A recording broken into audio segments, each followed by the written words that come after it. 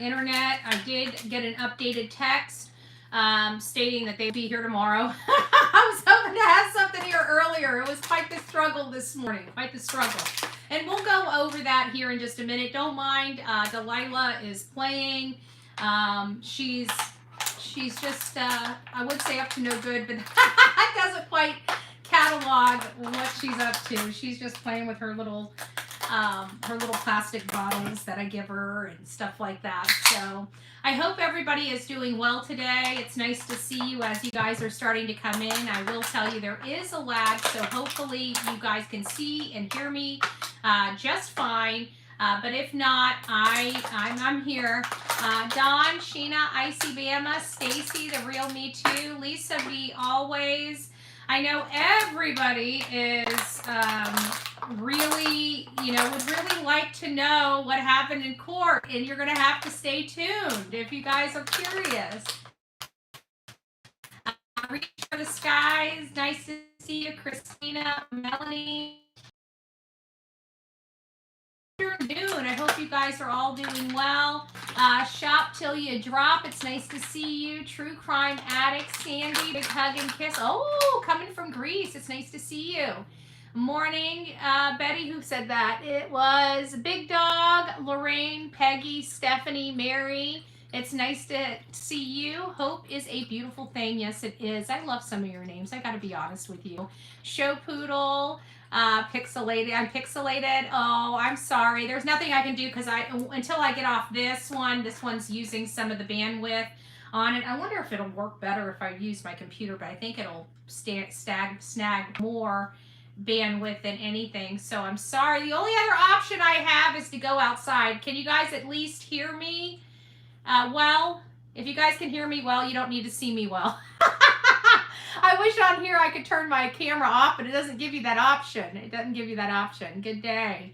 Hello, hello. Hopefully I wasn't stagnant or whatever for the judge. I couldn't tell, honestly, because you just can't tell. Like even me, I look perfectly fine on my end, but some people are saying I'm pixelated. So I do apologize for that. A couple of things that I was reading last night while I was preparing my arguments, and wanted to state that we've been covering a couple cases before we get into Sebastian Rogers' case or my court case from today. I wanted to read some things.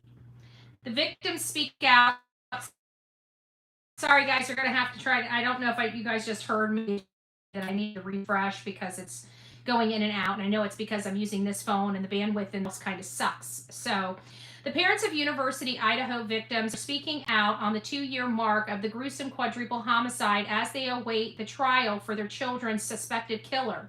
For victims Kaylee Gonzalez's parents, one of the devastating milestones this year is Kaylee's younger sister, Autumn, is turning 21, the age Kaylee was when she was killed. Early on, Autumn just said, "What am I going to do when I'm older than Kaylee?" Christy Gonzalez recalls, "You should never be older than Kaylee, but yeah, you will be, and that's coming. It should be an exciting, fun time for her to go out with all of her sisters and go do something fun. But somebody does this to your family, it robs you of all kinds of different things. And birthdays are a huge part of that," Steve Gonzalez told ABC News on Tuesday. The mom of 20-year-old victim Ethan Chapin, 2 years seems like a long time, but also feels like just yesterday. Ethan Chapin was a triplet, and his sister Maisie and brother Hunter also attend the University of Idaho. The two will graduate college in May, and we could not be prouder of everything they've accomplished, Stacy Chapin said in a statement. "We continue to heal and Ethan as we work diligently to find the silver lining in circumstances," she said. Brian Koberger is accused of fatally stabbing Ethan Chapin, Kaylee Gonzalez, Madison Mogan, and Xander Knodel at the girls' off-campus housing in the early hours of November 13, 2022. Chapin, Knodel's boyfriend, was sleeping over at the time. Koberger, who was a criminology PhD student at the nearby Washington State University, was arrested December 2022. His trial date has been pushed back to August 7th, 2025. For the Gonsalves, the last 2 years felt like a standstill in the courts. 2 months ago, Kohberger's trial was moved from Latah, where the crime took place, and defense argued jurors would not be as impartial, to Idaho state capital city, Boise. Christy Gonsalves says, I feel like now that we've moved it down to Boise, as much as we didn't want that, that was the right choice. I'm glad that it, in hindsight, that it happened, and I feel like things are going to start moving, although it still seems very slow. Kohberger is charged with 4 counts of first-degree murder and 1 count of burglary. A not guilty plea was entered on his behalf. If convicted, Kohberger could face the death penalty, though his defense is arguing for death sentence to be taken off the table. The Gonsalves family said they support the death penalty in this case, highlighting the limitations that sentence would pose on Kohberger's life and sin. It's more about, honestly, the 23 hours of confinement and not being able to be enrolled in college education, being able to further his career and his influence on society, Steve Gonsalves said.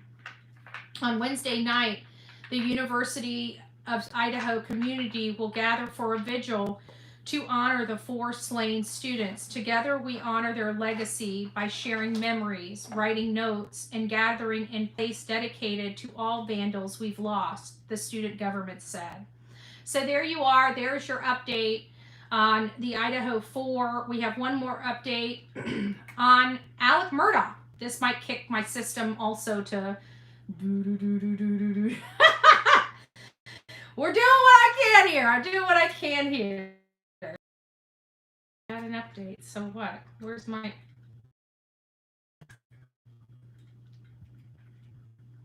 and of course it kicked me out. Give me just a second while it updates. Here we go. So everybody remembers Alec Murdaugh. Alec Murdaugh was the well-known elite South Carolina from low country South Carolina. His family kind of held that state attorney or district attorney position for over 100 years. The Murdaughs had a lot of pull, it had a lot of clout, had this huge legacy in low country South Carolina. And this is a well-known, well-to-do attorney that fell from grace. He stole from his clients. He embezzled a lot of money. He laundered a lot of money. His son ended up getting intoxicated and crashing his boat while intoxicated, which left a young girl by the name of Mallory Beach, 19 years old, deceased, which kind of opened this can of worms because they were doing a wrongful death type of civil claim against the Murdaughs, which discovery was about to ensue, and so were the financial records. Well, in the financial records was this this fake Forge account, which Forge is well known. Forge Financial is well known for annuities and other things to safeguard funds for clients and whatnot, and get an income on it, earn interest and stuff like that. It was I don't know if it was an annuity. I can't remember exactly what it was, but it was some type of financial safeguarder of the funds. And if you guys remember, Russell Lafitte, he was the banker that Alex trusted. And I always felt like he was bamboozled a little bit, that he just knew that this guy was an attorney. He was a well-to-do attorney. He would not violate the law, but he might, be in a gray area. And I think that this Lafitte guy kind of helped him through the gray areas. But I don't think his motivation was... In my opinion, I just never thought his motivation was fraudulent. And he ended up going to, I feel like he was another one of the bamboozled victims in the, circle of Alec Murdaugh. There were many of them. And I felt like he was unjustly arrested. He did have a duty, and he did, they're required to do certain things so this kind of stuff doesn't happen. And I felt like he looked the other way. But was that his intent? And the answer is no. But his willingness to help Alec did cost people a lot of money um, and con and scammed job correctly and didn't give, didn't treat Alec differently than any other of their customers, I don't feel like he would have been put in this position, but he was, and he did do some things that went against the standards.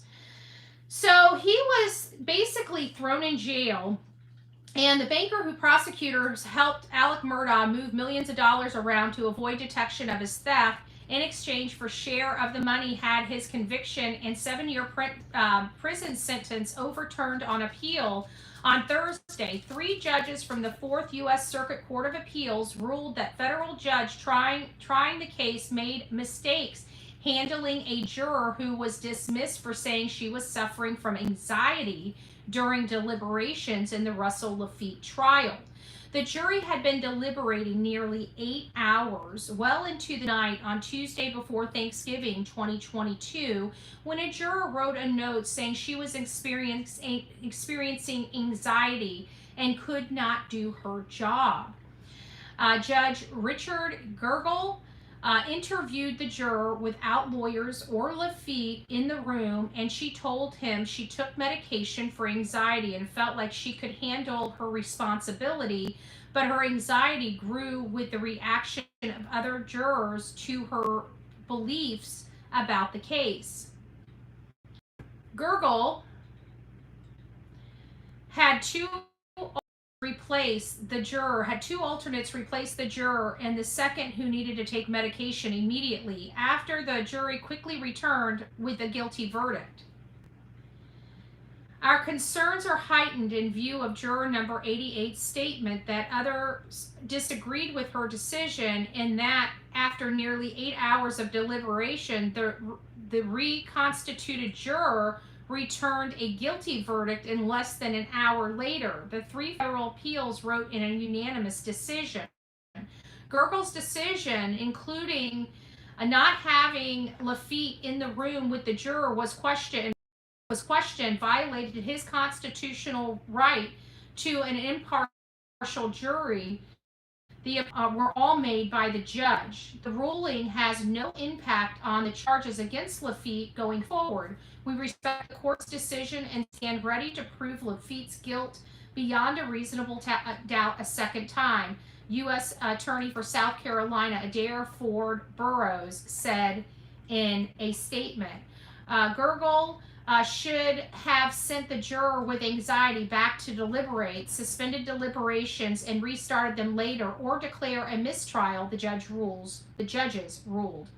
Russell Lafitte didn't argue he was entitled to a perfect trial. He did successfully argue he was not provided the full protection of his rights and guarantees of our Constitution, which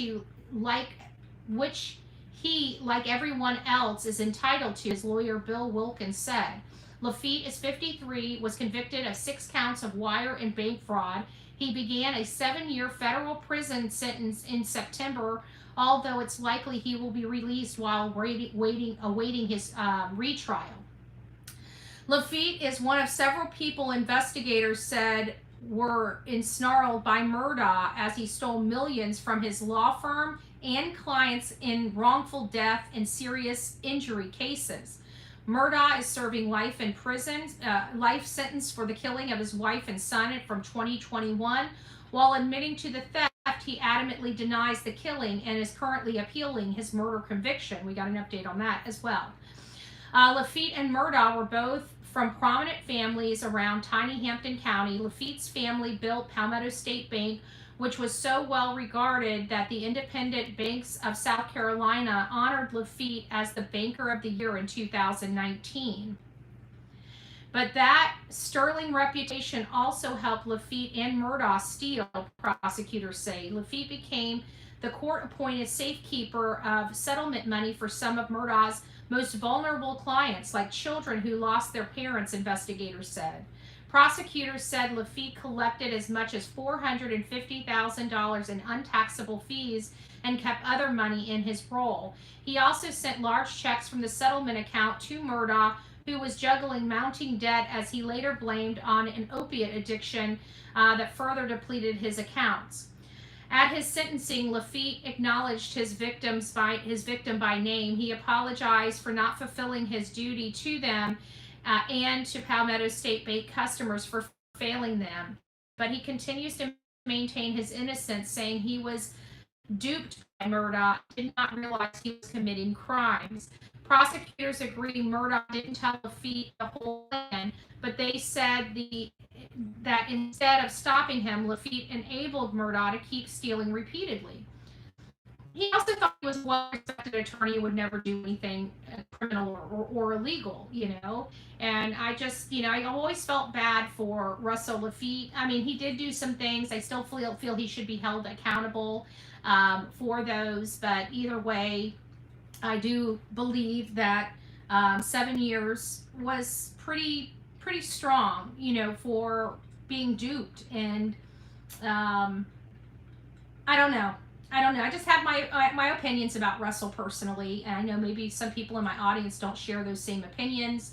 And I also heard through the grapevine that Alec Murdaugh's rehearing, he's appealing the murder sentences to the appellate court still about the, jury tampering situation.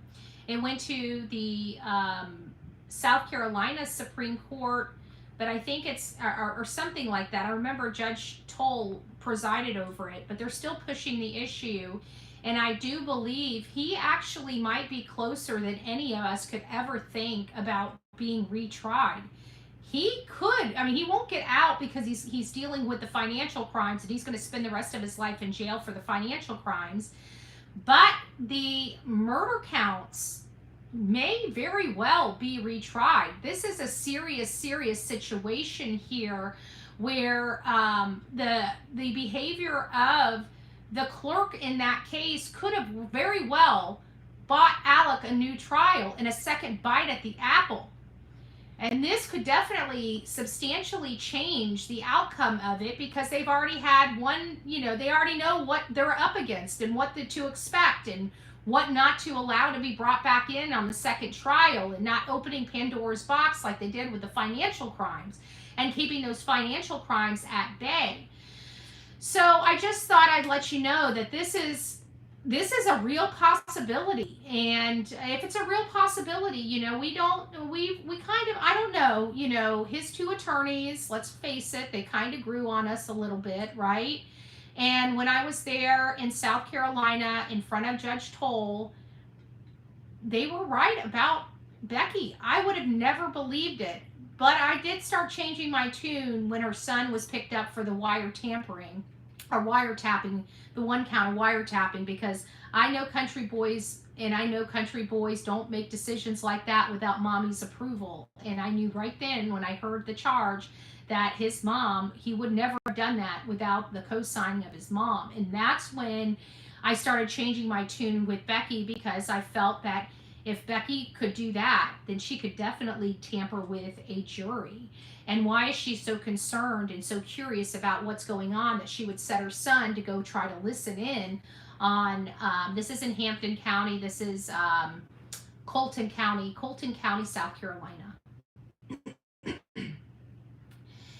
And I just felt like if she could do that, then yeah, it is possible. Oh, thank you, Stephanie. If you received your 5 Bullhorn Betty memberships, don't forget to tell Stephanie thank you. Thank you so much, my love. So much. So now getting on, I know before we get started on Sebastian Wayne Drake Rogers, I'm sorry. My little things have ended up popping poor Delilah on her little nose while I'm holding him here, because she's always in my lap and I forget and I set him down. But every time I move it up, she's like, and so I was moving this, and so she ended up jumping out of my lap. But she'll be back. She never goes too far from me. So today in court, I know a lot of people are super, wanting to know what happened. I can tell you it was definitely a fight. It was definitely an argument. I really don't like her attorney at all. I don't like him. I think he's treated me poorly. He is not he's just, to me, he's just a scoundrel, and that's just my opinion of the guy. I don't like him, and I feel like he doesn't mind doing unscrupulous things, but he likes to misinterpret what has been said, and it's just, he intentionally misinterprets the language to the court. And so there was a cut and paste issue on there. Long story short, is I argued basically substantial truthfulness to the counterclaims. I don't know if it's an argument that will win. I couldn't gauge the judge one way or another. Typically, the judge typically always goes with the attorney more so than the pro se litigant. So I am, kind of up against that battle and that hurdle with the case of of you know, Miss Turner. And so I think I argued well. I don't know. I probably, every time I go in here, I hope I do good, right? But just really depends. I think I was more prepared this time with my statements and my oral arguments, even though I said arguments, it's like we're here for oral arguments. That's what it's called, oral arguments. And every time I said arguments, he tried to play it off like this is a pleading stage. This isn't for arguments. They're oral arguments. We're here for oral arguments. When the judge was talking to us on the 21st, he said, I will listen to your oral arguments on the matter. So every time I didn't say oral arguments, he's like, well, she's saying arguments, Your Honor. And this is like, whatever. I really don't care about him.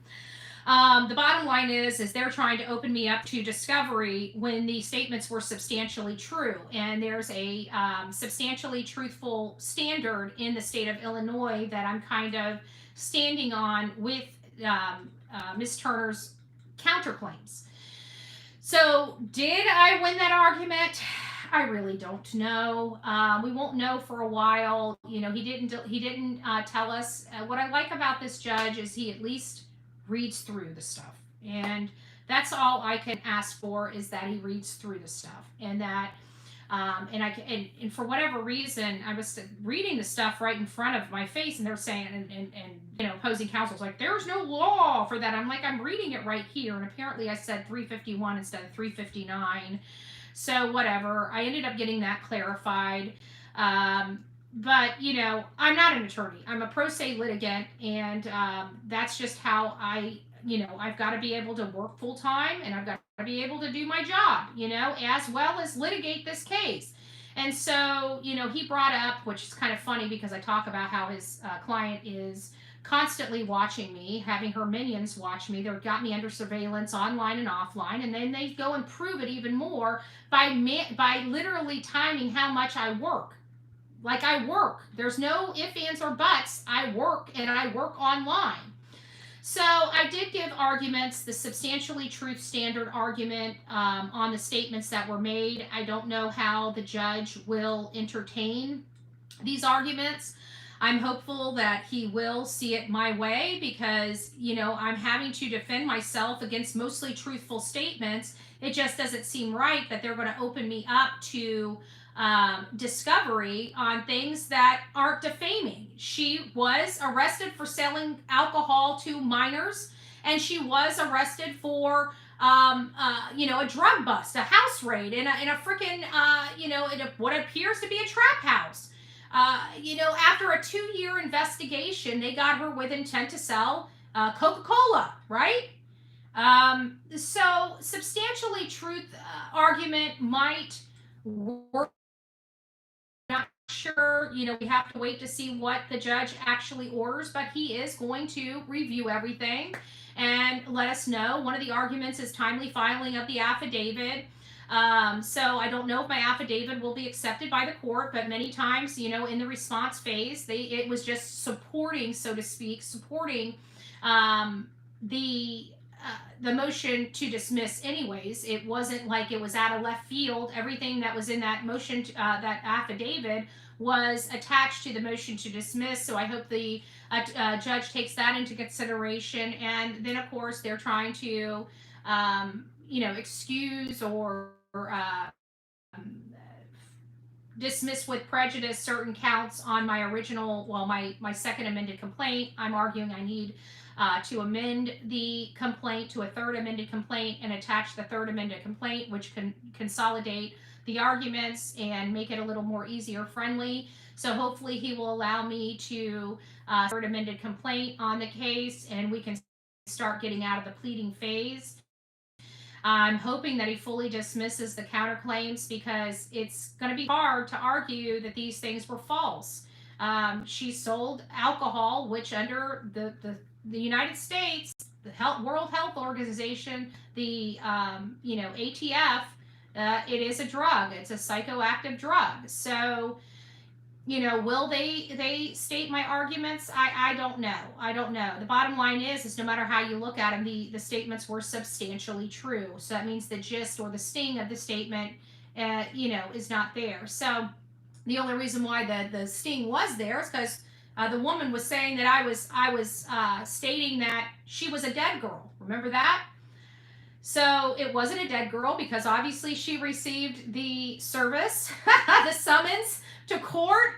Clearly not a deceased person, after she shamed me endlessly for months about talking about a deceased woman, and she lied to her audience because she's a felon. She's a violent felon, and her record shows she's been convicted of violence. She's had multiple protective orders put on her, as well as extended.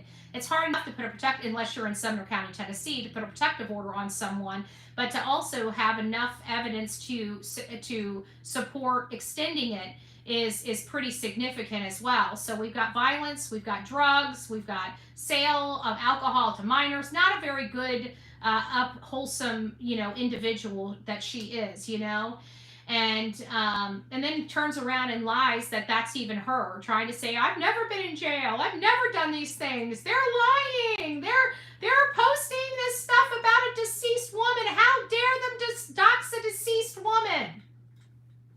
All of it BS. Every last bit of it was BS. She had no problem defaming me. She had no problem putting lies about my criminal history up there, bold-faced lies that were easily, they had it. All they had to do was click on it and realize there wasn't one documentation in these case files except to dismiss the cases. That's a telltale sign that the cases were dropped.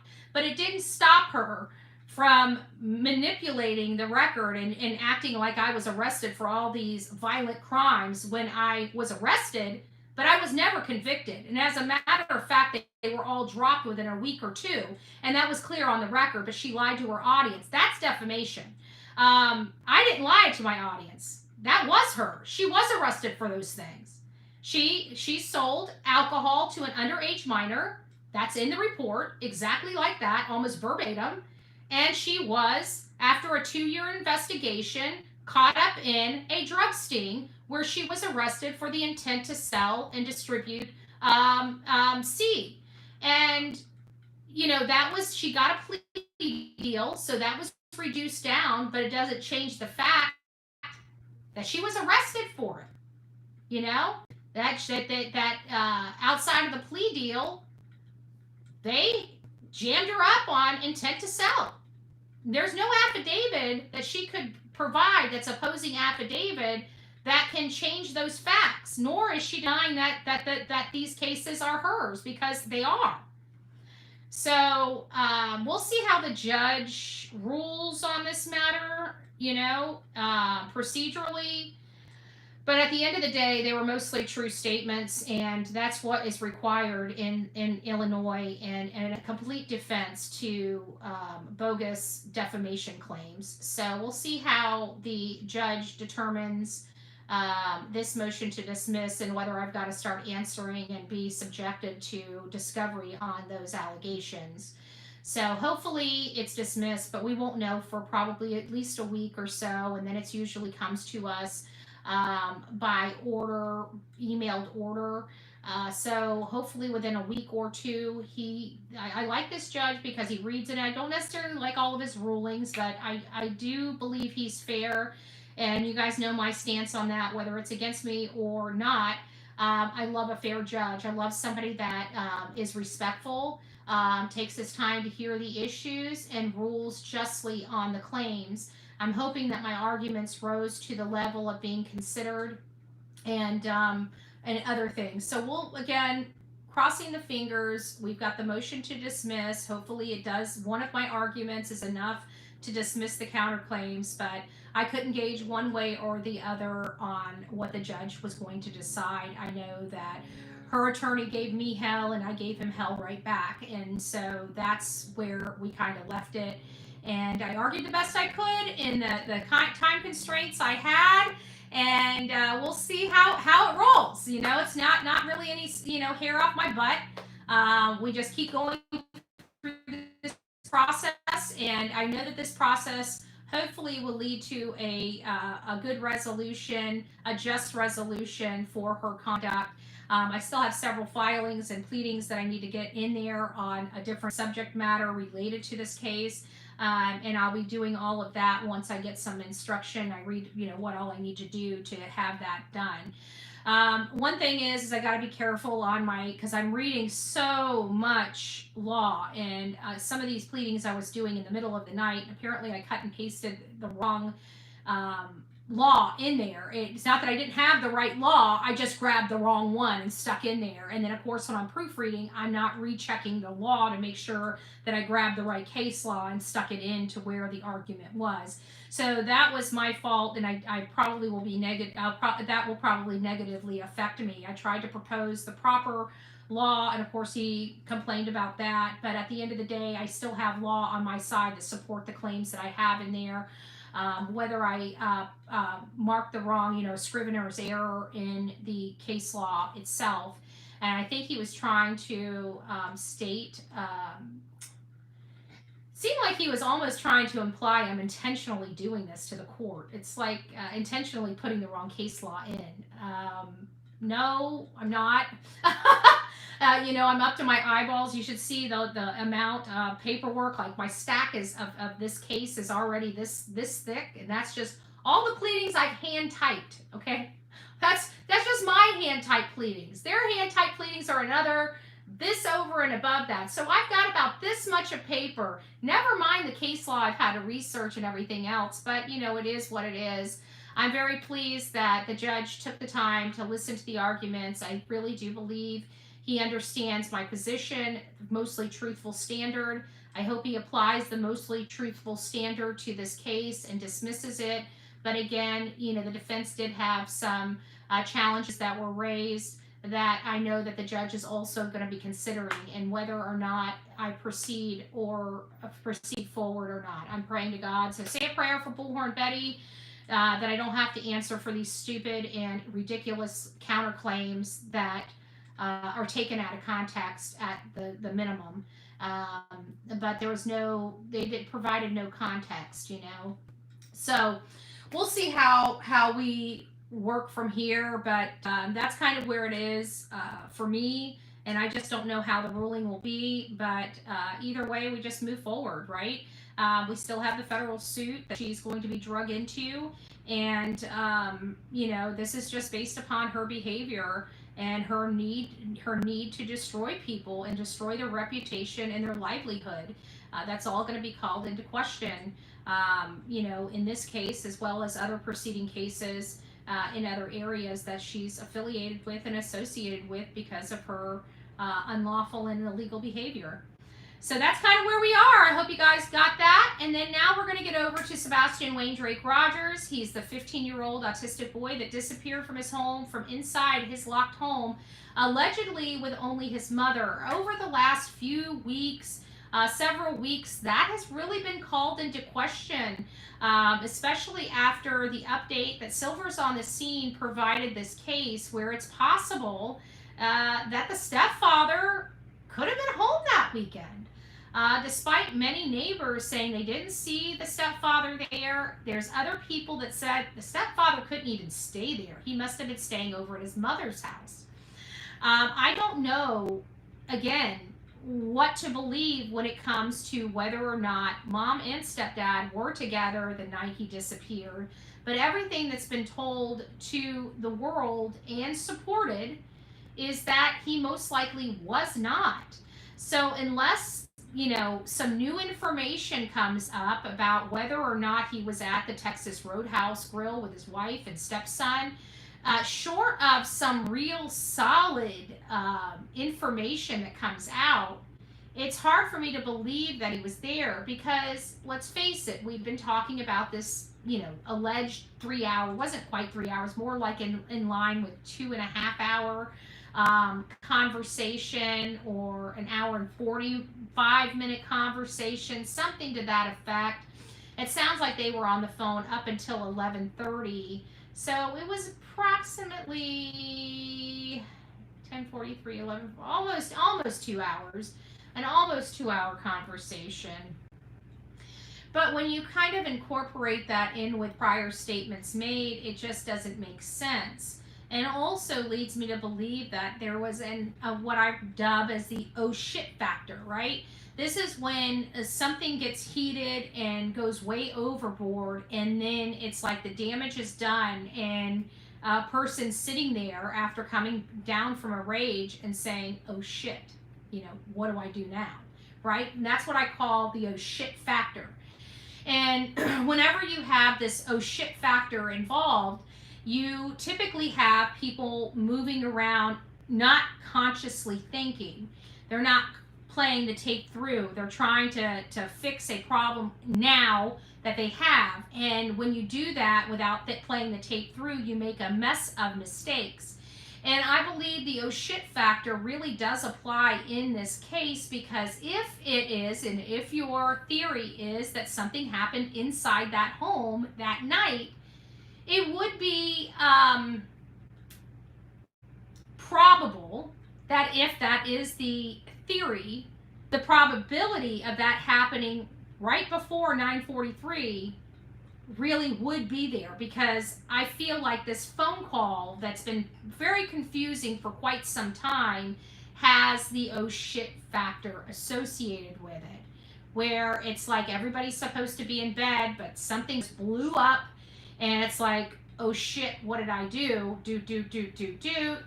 And then they talked it through. And I truly believe that if that's a theory that you may have, and again, I have multiple theories on this subject matter, but if that's the theory that you have, then that 3 hour conversation, because if you take it, if they got off the phone around 11:30, we didn't start seeing activity at the house until when? 3:34. There was plenty of time at that 3:34 o'clock time frame for, say, somebody 3.5 hours away, or 3 to 3.5 hours away, to make their way to that property, do whatever they need to do, and head back, and still be there by 6:30 to 6:45. Which is what we've learned to be true about the stepfather and his time at work due to Silver's on the scene. So, I'm piecing this together like that for this particular theory. Now, there's not a whole lot of theories I have, because based upon what I've learned about Sebastian Wayne Drake Rogers, I've learned that he was isolated. He didn't play on the computer. He wasn't allowed on the internet. He wasn't allowed to do a lot of things at his mom's house. Pretty much he could go to his room and play with trinkets and stuff like that. Come out, maybe eat.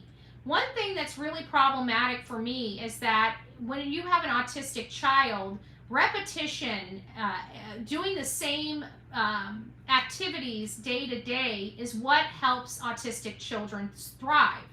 So you would anticipate that when they wake up at the same time, they have the same morning routines, they have the same, if they have to get on the bus, they have the same, bus routines. When they get to school, they have the same routines, getting prepared to start the day for school. When they're leaving school, they have the same routines preparing to leave the school. When they get home, they have the same routines that they do when they get home.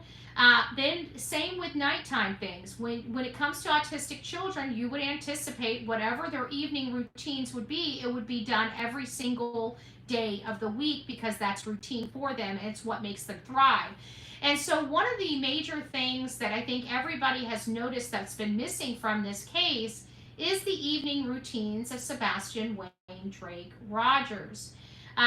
Did Sebastian say, take a shower.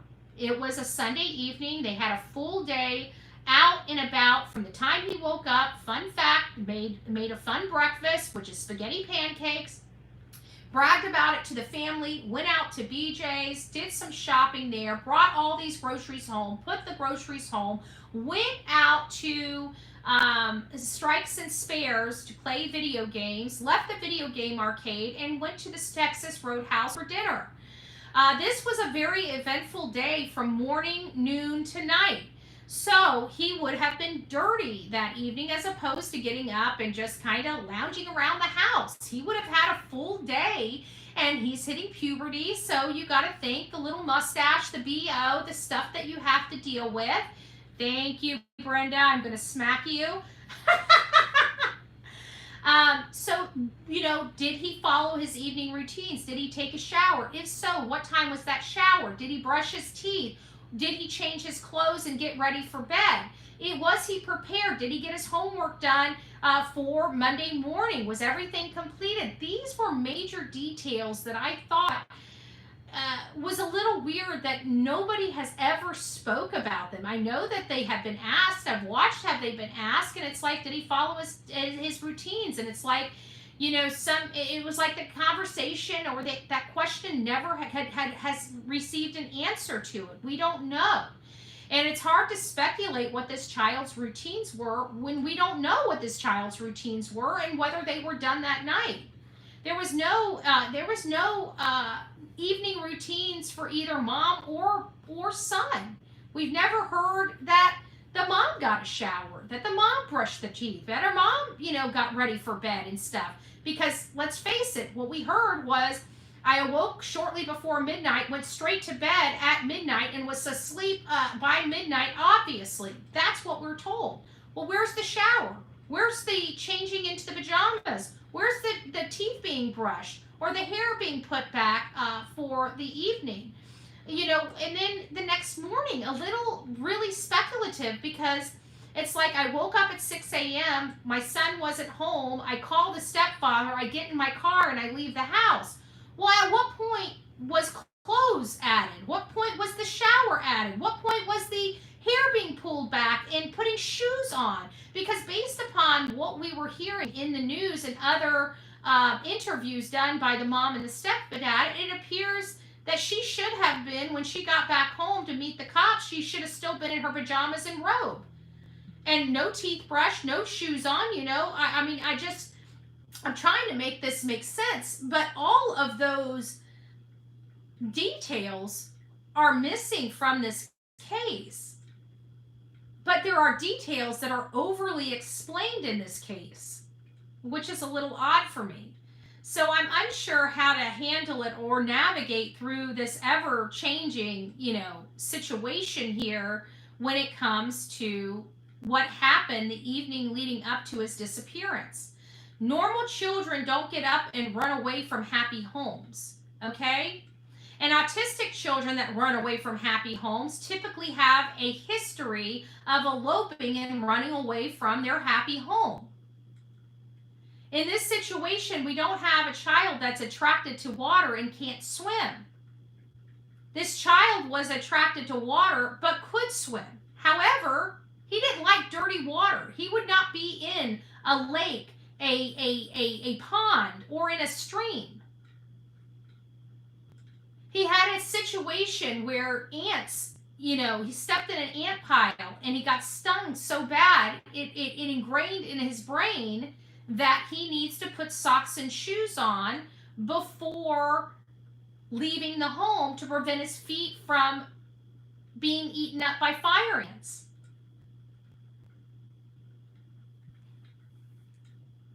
So we have a lot of questions when it comes to these. These are questions that, have not yet been answered. I have a whole slew of questions that still have not yet been answered when it comes to the Sebastian Drake Rogers case. But as you know, it's kind of hard for me to look into these when you don't know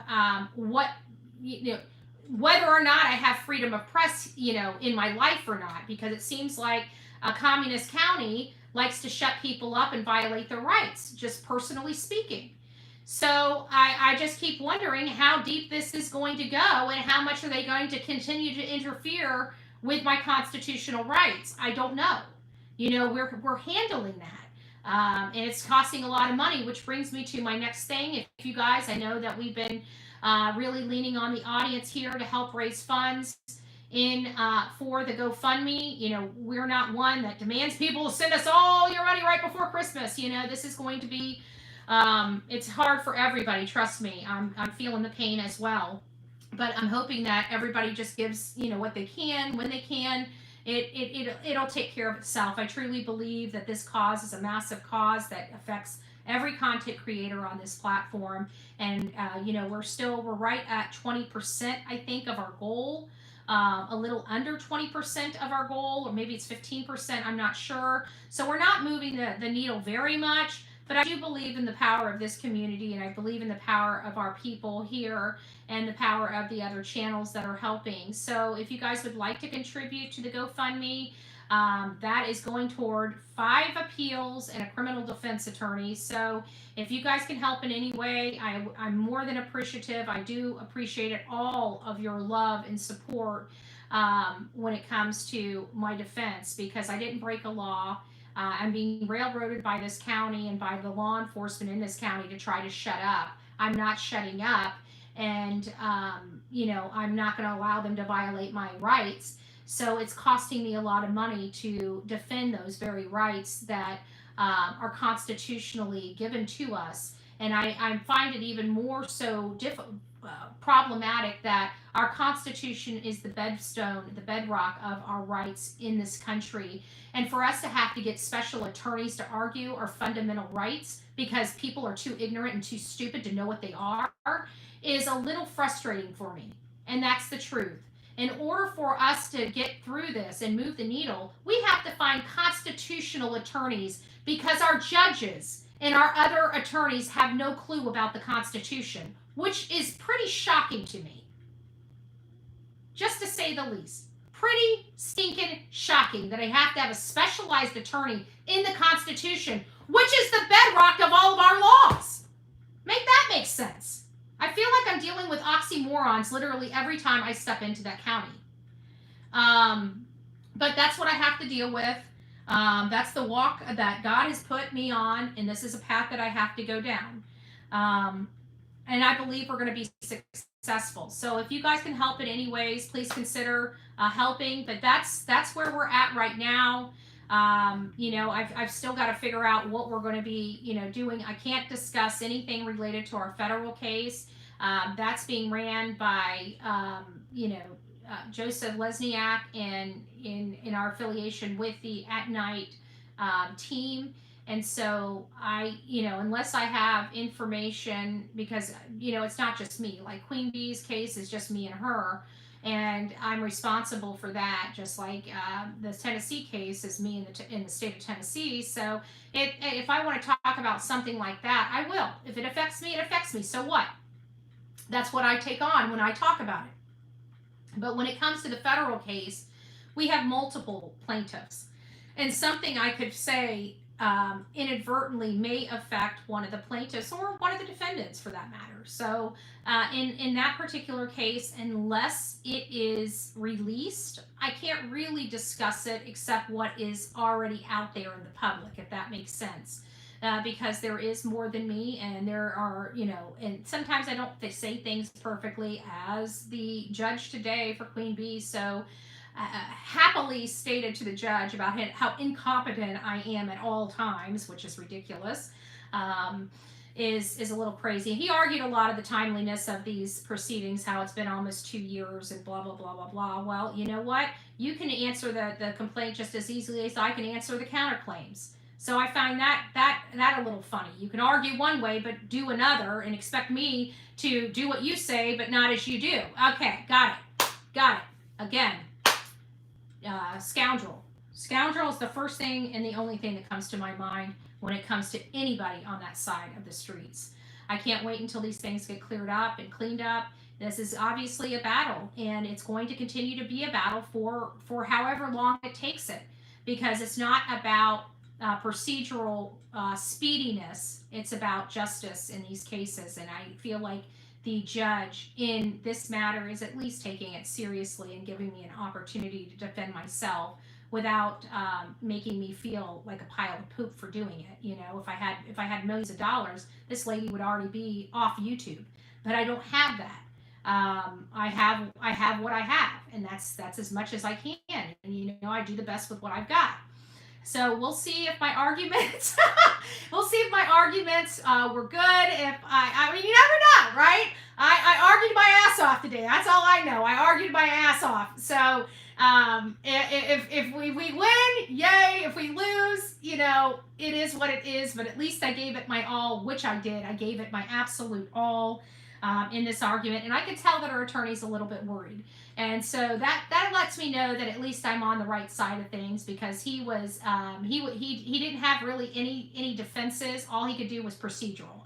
And like I say, whenever you start going procedural, you know that they don't have a pot to piss in or a window to throw it out at when it comes to arguments, because they were true. And that's going to be a hard burden to overcome, is the substantially truthfulness of this case, of the counterclaims. And they were substantially true. Substantially. And they're trying to hang up on this word or that word. And it doesn't matter. It was substantially true. It was substantially true then. It's substantially true now. So how are you going to say I'm defaming somebody over truthful statements? Truthful statements. So we'll see how he rules. We'll see how he rules. But they're trying to get the affidavit thrown out so it doesn't support the attachments. But the attachments were there. They argued that, you know, is untimely, blah, blah, blah, blah, blah, blah, blah. But I argued that, you know, it was necessary in this, and it does meet that. They were trying to say this is third party. No, it's not. I'm the one that acquired those documents. I know exactly how I got those documents. Those were not, they did not fall under hearsay, because the documents were, I reached out to their county, got a FOIA request, and had those things returned to me, and that's what I attested to what I did. I have firsthand knowledge of that and know exactly where those documents came from, and I can attest to that. So we'll see if the judge agrees or if he kicks my affidavit. If he kicks my affidavit, you know, I might have to do a motion for reconsideration and attach a rightful affidavit citing the proper case law. So that's kind of where I'm at. We'll see, guys. I want to thank everybody that's been here and supporting me through all of this craziness and, you know, getting through these legal hurdles. But, you know, so far I have to, you know, at the end of the day, everybody's saying, oh, it's not worth this, it's not worth that. You know, these people talk shit, but think about it. They're staying on their own channels now, okay? I don't have people following me right now, right? That I know of. I mean, they're still stalking me online, and that's for another argument at another time. But as far as people showing up in my court, which we had 2 people try to show up in this court hearing, they were booted. The judge doesn't, if you can't sit your ass in that courtroom, there's plenty of spaces in that courtroom, he will not let you in virtually. I will tell you that. So the next time you guys want to go sit in on a court hearing, I would suggest you get your butt up and fly out there and go sit in a courtroom instead of trying to record stuff, because let's face it, her team has already tried to record stuff, and that's what got them to lose their privileges of doing, being a public an electronic, a virtual hearing. The judge will not let anybody attend these virtual hearings. If you're the public and want to see what's going on, the only way you can attend these things is sitting in that courtroom. We had that set up that way early on in this case because of the fact that they wanted to litigate this in the public eye instead of in the courtroom. So we put a kibosh on that. I think that's about it. So we'll see. There's no crystal ball, and quite frankly, I don't know if I'm successful. I mean, when I was successful at arguing the abusive process and that dismissed, I wasn't expecting that. I will be honest with you. I thought it was going to move forward. And I was kind of scratching my head because I know for me, I have never tried to abuse process. I mean, this is something you guys all seen what this woman was doing to me and what her people on her channel were doing to me and her friends were doing to me. You guys all watched it in living color. Everything that was listed in there was not being untrue. If you guys read, which, you know, that crazy Burt Gluten, what she was saying, she was reading it, and you guys know I wasn't being deceptive. Now, if I lied about what was really going on, that's one thing, but they couldn't even say I was lying about that. They can't, because they can't. It's all provable, and they know it is. And they know I have a lot of the evidence already in my hot little hands before discovery to support it, including private communications between them and others when they didn't protect the information quite as they were doing this day and age. So I don't know. We'll see. We'll see how it works, guys. But that's kind of where we're at in my court hearing. That's your update on the Idaho 4, your update on Alec Murdaugh, and some case discussions on Sebastian Rogers, and some other questions to be had. What did happen that night? Who did follow their evening routines? Were they followed, or was everything this day and evening into the next morning all just bizarre and out of character for this household? And I believe that's what we're going to end up finding out, is that everything that happened this day was out of character for this family. Or the majority of it was out of character for this family. I don't think we've ever heard another neighbor say, hey, all the lights went out and we see a silhouette in the window. When was the last time they saw something like that? Probably never. Again, another just out of characteristic for the household. How many times did you see the lights flicker on and off throughout the night? It might have happened often. Right? We don't know. But somebody standing in the front window peeking out? Come on. That's a little odd. That to me says somebody was seeing who. That just gives me all kinds of Jeeper Creeper type of vibes. I'm sorry. It just does. It brings it, to be honest with you, every scary movie, dun dun dun dun. Like, think about it. Even Psycho, right? Right before, I'm not lying, right? Where the lady's, showering, and all of a sudden you see this silhouette. In this one you see a silhouette. I don't know. It creeped me out. Lights being on, and then all of a sudden lights go down, and you got somebody peeking out the window. Unless they were smoking some C up in that house, I don't know about how many people just start peeping out their windows in pitch black. Okay? That's a paranoia behavior. I know. Personally. Just saying. My life before I was Bullhorn Betty was not a pretty life. It just wasn't. I did a lot of stupid crap. I stuffed a lot of stuff down really, really deep, and used substances and alcohol to keep it that way, And finally I had to, liberate myself from my childhood and let myself know it wasn't my fault and I'm okay to move on. Those childhood traumas, they go with you throughout life.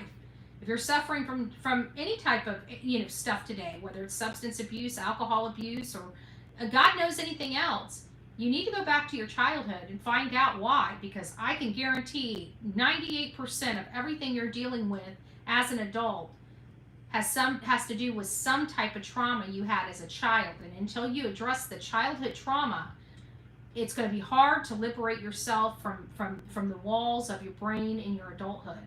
And I can tell you that from personal experience, because it took me addressing my childhood and accepting the things that happened in my life before I could overcome them. And will I have, a substance abuse problem the rest of my life? The professionals say that I will. Do I feel like I will? I right now I don't feel like I will. I've got to be, there's no reason why I would say that I can't be careful. I have to be careful. I have to be careful for the rest of my life. But do I have the compulsion? Do I have no, I don't. That was relieved inside of me when I addressed my childhood issues. Do I still deal with some of the stuff from my child? Of course.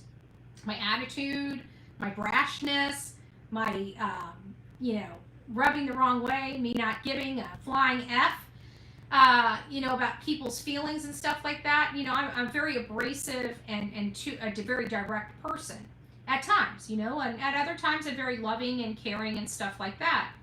But I do have that part, and that comes with my I don't have time for this BS attitude, and that is a coping mechanism that I've had the majority part of my life, and don't tell me what to do. That's a coping mechanism I'm still adjusting with. One of the things is don't tell me what to do. You guys know I can't stand it when people, and it's because I was told what to do for the majority of my life, and if I didn't do it the way I was told to do it, obviously consequences would come of it. And that comes back to the domestic abuse that I've lived through and other things. So yeah, there's a lot of reasons that everybody acts the way that they act. But if you're dealing with something and it's negatively affecting your life, the only way you're going to get through it is address it.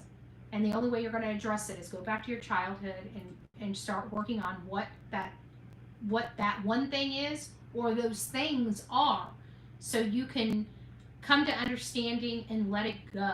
Once you let it go, you'll be amazed about how far you can go. Once you let it go and truly have liberation from the cage of your childhood, it's like the skies open for you. It's like the dark clouds, lift. It's like they separate and you are able to do what you need to do in life. But it's like all that weight from your childhood is like a ball and chain that just follows you around and you never quite overcome it. And that's what makes a lot of people very nasty. A lot of this is childhood trauma. I believe a lot of the reason why Queen Bee is the way she is from childhood trauma. If she would just address it, she would be a much happier person that could probably do a lot of great things, but she doesn't. She chooses to be nasty. She chooses that she needs that appearance of being that rough, tough cream puff.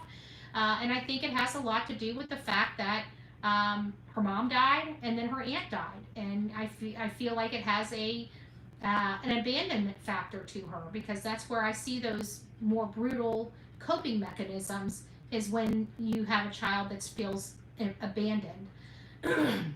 So I do believe that there is some psychology behind everybody's behavior.